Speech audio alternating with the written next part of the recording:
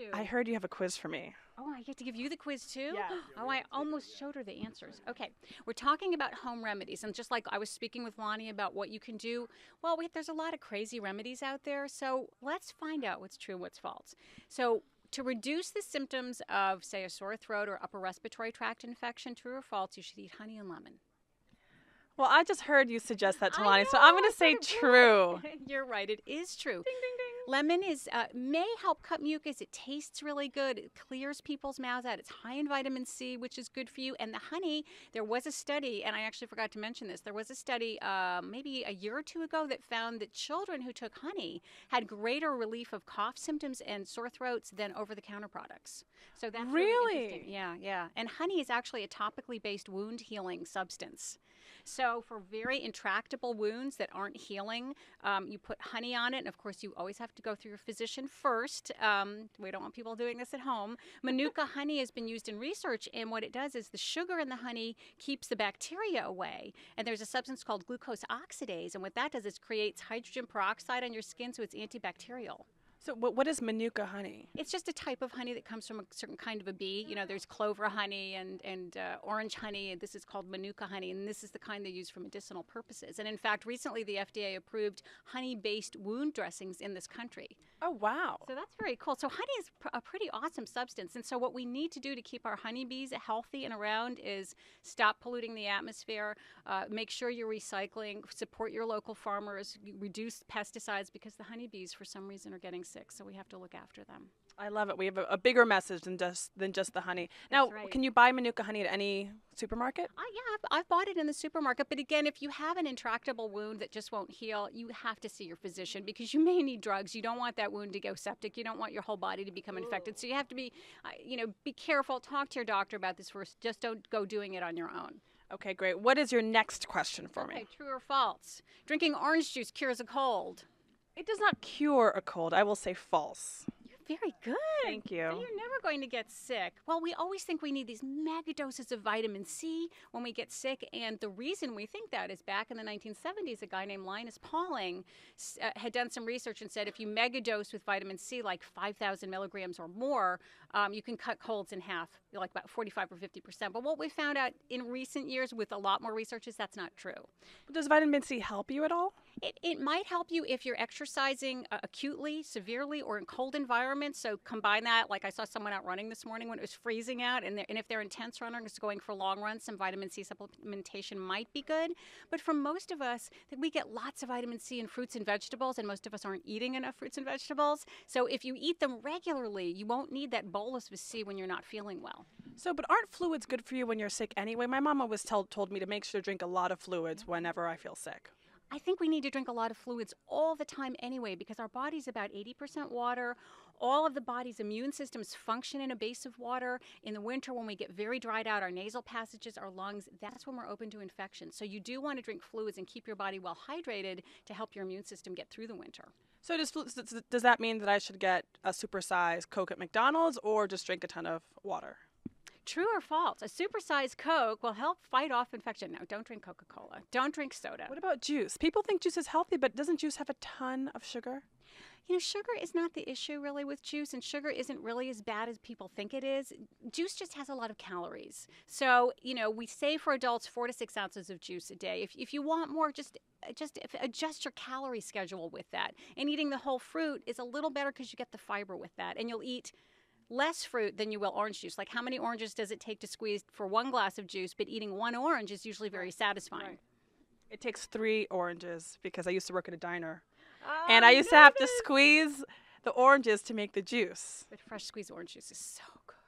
I love it. I do love it. I was in Florida recently. I was speaking at the GE Global Leaders Conference. I did a whole bunch of different presentations on weight management, cardiovascular disease. And at this hotel, they kept refilling your glasses with fresh orange juice. Now, I don't usually drink a lot of juice because of the calories. I had 5 glasses of orange juice. Oh, easily. It was amazing. And I also think I'd been traveling. I'd been running that morning. I was probably a little dehydrated too, but it was so good. I can see where you could want to chug down a whole gallon. Easily. It's an easy way to gain weight, though.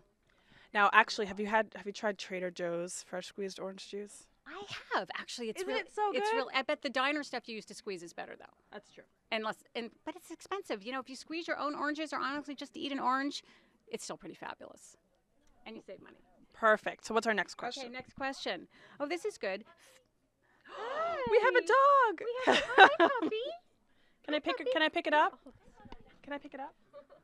Introducing Lucky, the CBS dog.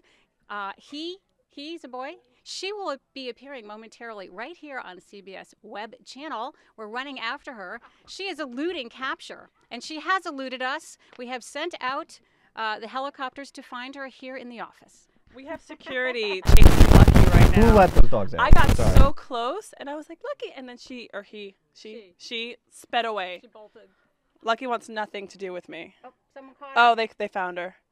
She's cute. I wish you guys could see her. That's just what happens backstage. I know. You see, these are the things that happen backstage. That's all we have backstage live for you. Anyway, so we're in the middle of the quiz. A quiz. True or false? Feed a cold, starve a fever.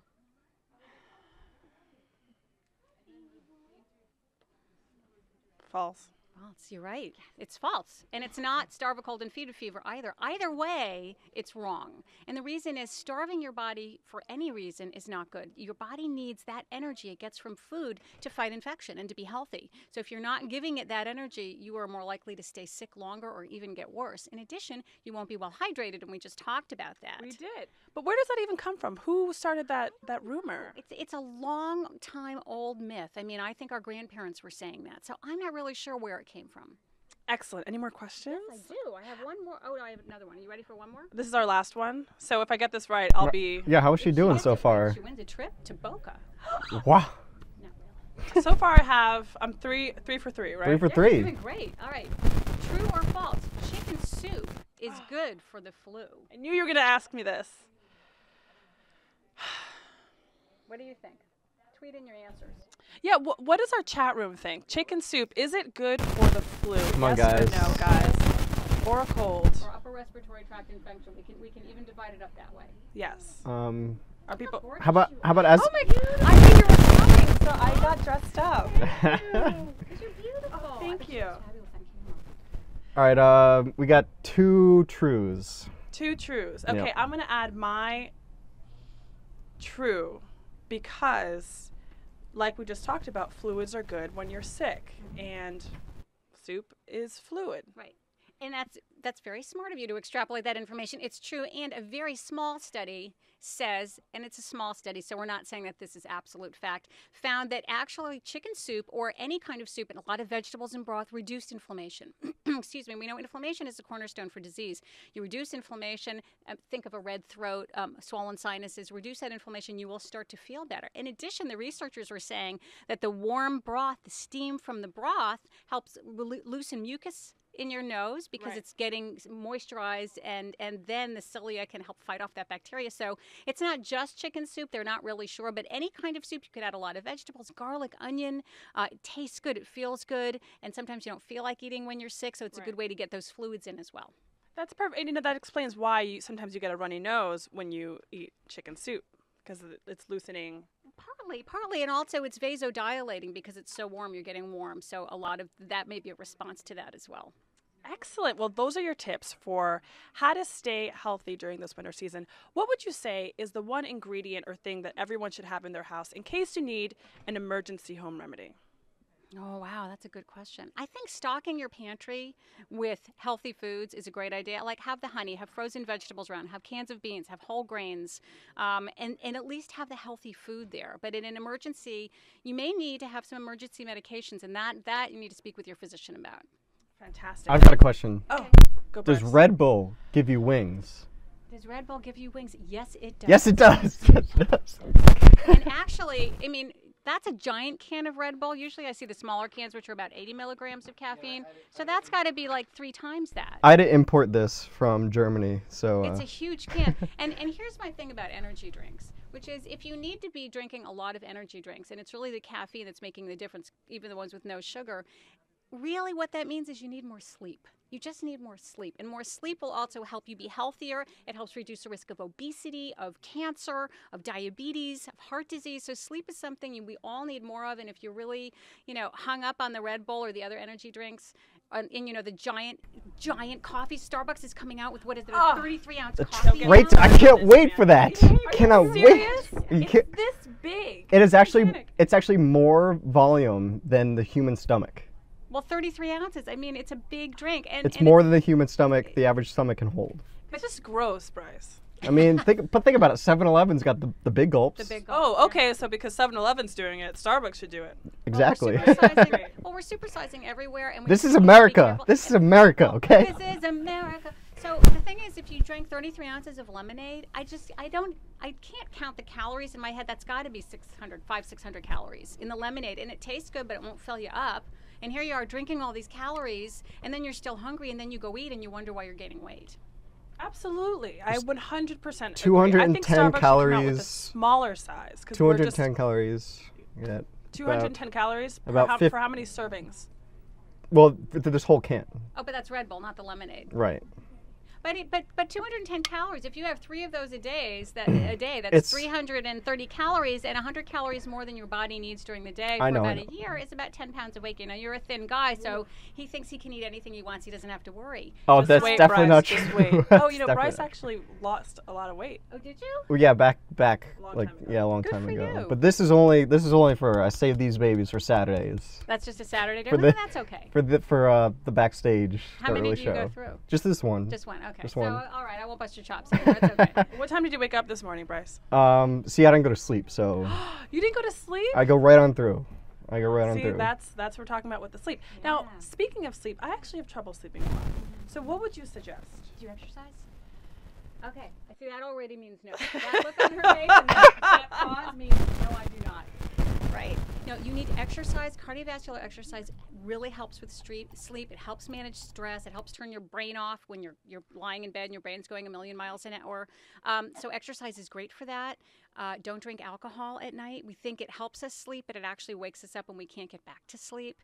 Watch your caffeine intake, probably after about noon or 1 o'clock in the afternoon, because it has a half-life. It'll stick with you. In terms, I know, everything she's saying, I'm like, I do that, I don't exercise. Take a hot shower, bath before bed, relax, have your room dark and cool. Don't watch or read anything that'll get you all jazzed. You know, do something relaxing or sort of mindless. Look through a magazine or whatever. Okay. Like give yourself time to calm down and focus and relax before you can't just get in bed and fall asleep when you're so stressed and you're running around and you're crazy.